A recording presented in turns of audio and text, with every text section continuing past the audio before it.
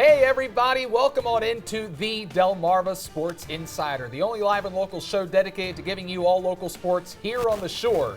I'm Sports Director Brandon Bosser. What is up? It's yours truly, sports anchor Devin J. Martin. Welcome into the show. We got a lot to get into tonight. Yeah, first, we've got a lot of juice coming into this show because we just watched the Celtics. Oh yeah, I'm very happy about that.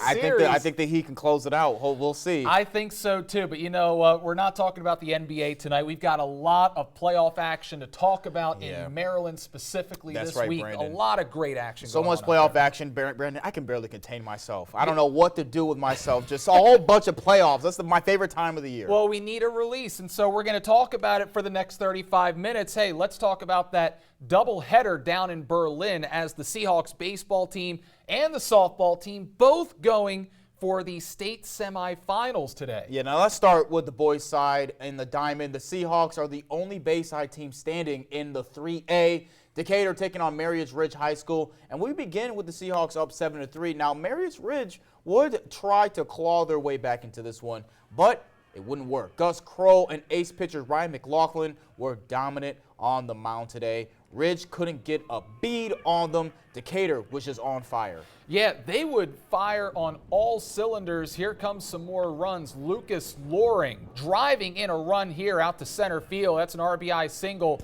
That made it 8-3, and Ryan McLaughlin getting a piece of that one and drives in one more. Down the third base line it goes. That's an RBI double. Decatur's offense picking up where they left off in that game earlier on this week against Chesapeake. They punched their ticket to the state semifinals after a dominant showing this afternoon.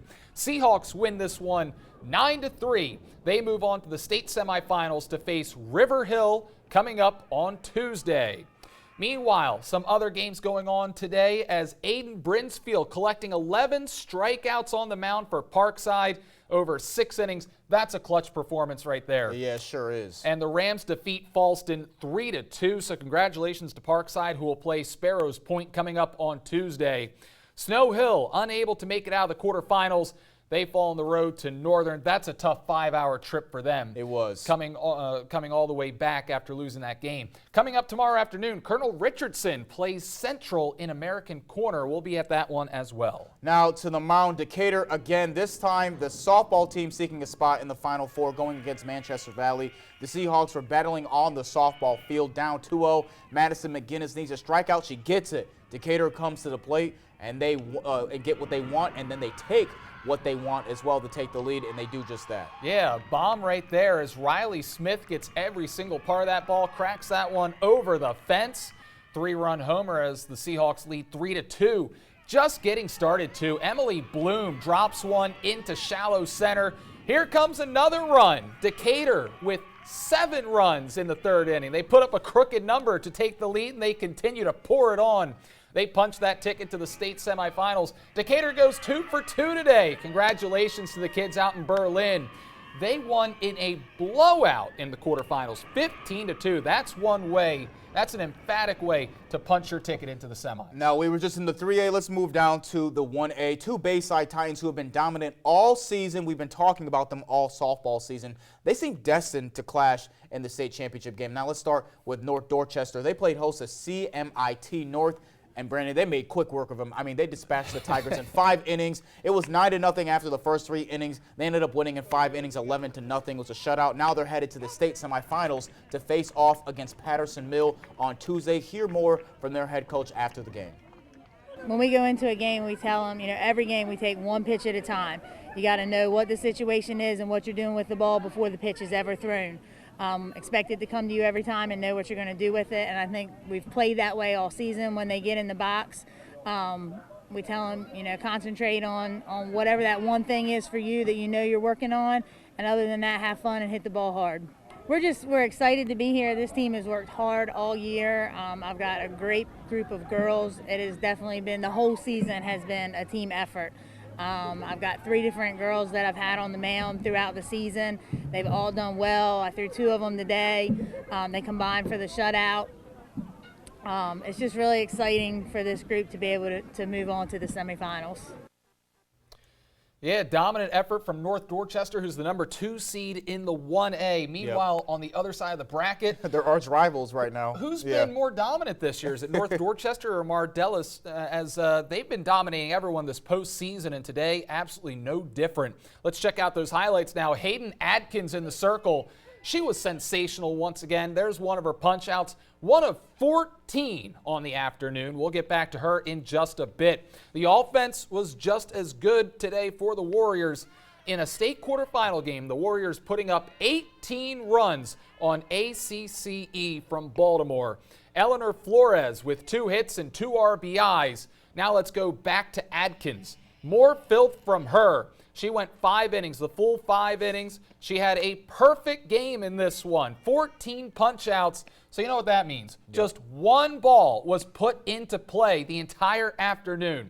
A sensational, was a pitching clinic put on by Adkins. Warriors win 18-0. They move on to the 1A semifinals as well. They will play Catoctin coming up on Tuesday at 4 o'clock. And wow, what a day for our local softball teams. Who do we think has the best chance to win the state championship this year? That's a tough question. We've got 4 really, really good teams. Absolutely, and in each of the different classes as well. So let's go down by the list. I'll start with the 3A. We already mentioned them, the Decatur Seahawks. They're a really strong team. They haven't been challenged so far in the playoffs. They're in the Final Four just like they were last year. Now, obviously, we remember how last year's season ended. 14-0, a blowout. Yeah, we don't need to mention that, but they did make it to the state semifinals. Absolutely. Maybe they just weren't ready yet. And now they're back there. So maybe they've learned from that season ender to see maybe they can go a little bit further this year. Then, in the 2A, we haven't talked about them yet this show, but North Carolina. Last season, they got knocked out by Rising Sun. Guess who they beat today to get into the Final Four? Rising Sun. They got their revenge. Now they're in the state Final Four as well. And then, Brandon, there's obviously the 1A. We just talked about them a little bit. Mardella, North Dorchester. I'll let you break it down because both of those teams are definitely Titans and title contenders. Yeah, when it comes to the 1A, Mardella absolutely sensational, blowing the competition away. The Warriors in the quarterfinals.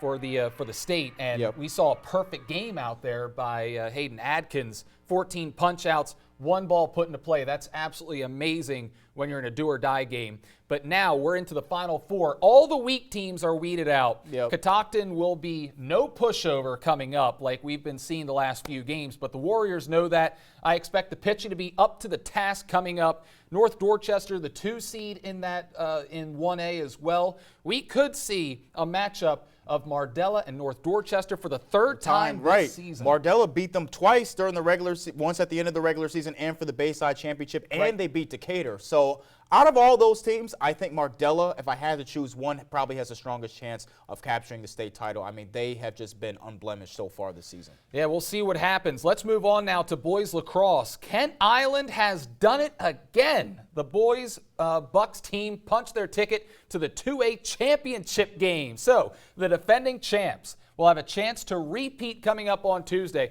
Everyone's playing on Tuesday. Absolutely. It's going to be tough to cover all these games. Tucker Claxton, the hero in overtime, as he scores his 3rd goal to send the Bucks back on to the championship. Yeah, all those games are at 4 o'clock, too. I don't know what's going on with the schedule. Now, this is going to be a rematch of last year's championship, and Kent Island took care of business again, and we could see an all-Bayside championship because Easton plays Hereford at Hive de Grace tomorrow afternoon. They're on the other side of that bracket. Yeah, so congratulations to the Bucks, an incredible team. We've watched them the last couple of years. Casey Heath he was the leader of that Bucks football team the last few years, who just made it to the championship. The Bucks went to the title game last year. He's going to play lacrosse at Lehigh University. A great goalie for Kent Island. Fantastic goalie. Yep, a great goalie for Kent Island. So now it just leaves about whether or not Easton can make it to the championship game to make it an all-Bayside championship game. I mean, I would love to see that. Yeah, we saw this same script last year. Kent Island won in the semifinals to get to the finals. Easton fell just short. They had a lot of senior talent that left, graduated from last year's team. But this year's team, a little bit younger, but they're pretty seasoned, and they'll be good for quite a while. And they learned their lessons from last year's semifinals loss. We'll see what happens tomorrow afternoon if we can get that all-Bayside matchup. I really hope we do. I really hope we do. All right, now let's move over to Delaware in boys lacrosse. We will see the conference title game coming up tomorrow. Indian River playing Cape Henlopen. Now, first of all, we got to say congratulations to Indian River, who took home almost every Henlopen South title, including boys lacrosse this spring season. IR and Cape did not play during the regular season. Cape went 12-3 with just one in-state loss to Salesiana. Meanwhile, Indian River went 11-4 and went undefeated against the Henlopen South Division. This game is at Cape Henlopen tomorrow at 11 a.m. And to the girls' side, we have 3 schools still left standing. You already know who one of them is going to be. Cape Henlopen, the ultimate champions. They've won every single title since I was in high school. They host Charter at noon. Cessus Academy will play at home against Ursuline. That game is also at noon. And then Cesar Rodney makes the journey up north to play Tatnall, the state runners-up from last season. Yeah, we will see if we can get all 3 of those Henlopen teams into the state semifinals. I expect to at least see 2 of them, including Cape Henlopen. All right, now before we go, we would like to say a big thank you to Dorchester County's Maple Elementary School for the special invites to their career day earlier today for Devin and I. We had the pleasure to teach the young kids the basics of being sports broadcasters. And after today, they can set up and record a camera, and they know how to interview people. They sure do. We were helping them all morning. We sure were. I think that was my favorite part of Career Day. We set them up as reporters themselves, helped them, to perform their own interviews with their classmates. I mean, you can see some of them. It's just beautiful to watch, and they all were very, very brave and very, very proud and very, very happy to go on camera and talk to each other and just to see what it was like to be behind the scenes and in front of the camera as broadcasters. Yeah, it was a lot of fun, and once again, thank you guys so much, Mr. White, for inviting us to come out there and talk with those kids. That'll do it for the A block. We're calling our first time out, but when we return, Salisbury softball continues to roll through their regional in the NCAAs.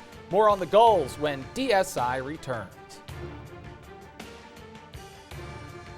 My name is Jody Holloman from Delmarva Field Hockey, and you are watching Delmarva Sports Insider.